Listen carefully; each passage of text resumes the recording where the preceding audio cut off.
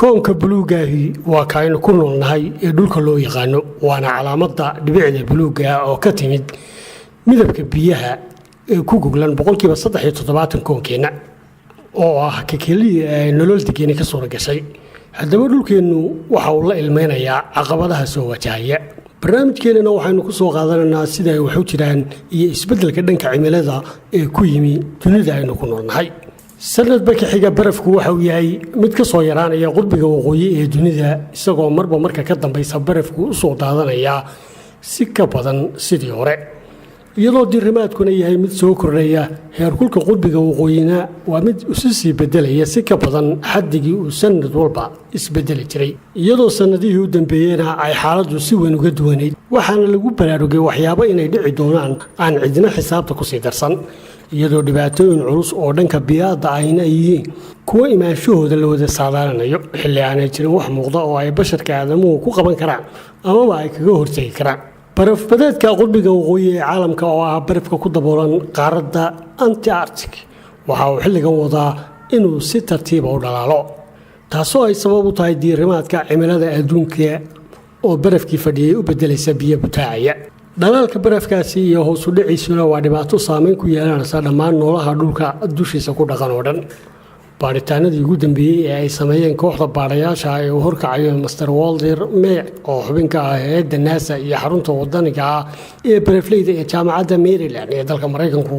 waxa ay muujinaysaa in dhalaalka uu sameeyey barafkii u weynaa dunidu sanadihii u dambeeyey uu ka dhigayo in barafkaasi muddo kooban ku dhammaan doono waana gidaaradii barafka ahaa ee deyrka iyo difaaca u ahaa dhulka aynu ku noolnahay waana baraf haddii diirimaadka cimiladu sii hayo ay suuragal tahay inuu dhalaalo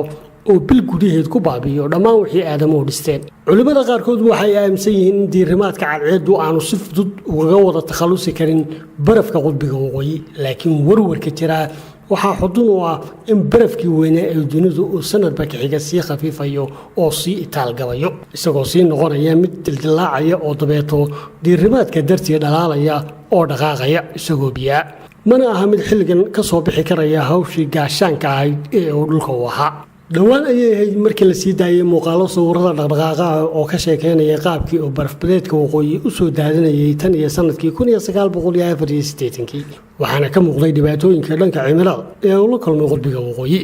barafbadeedka ugu faca weyni waxa uu sanadba ka xiga sii noqonayaa mid awoodiisu yar tahay isagoo xajmigiisuna sii yaraanayo iyadoo barafkaasi la mid yahay cusubka geedaha yaryar ee soo baxa iyadoo diirimaadka cadceeduna ay barafkaasi u dhalaaliso si la mid ah sida ay cadceedu cusubka geedaha u caawriso sanadihii u dambeeyena may ahayn barafbadeedka waqooyi mid qarin karaya oo isku gudbi karaya gidaarkii koonkeenu lahaa maadaama uu barafkaasi furfurmay oo dhumicdii uu lahaa ay noqotay mid dhalaasha isagoo markii hore karti uu lahaa inuu iska caabiyo kulaylaha xilli daraaceedka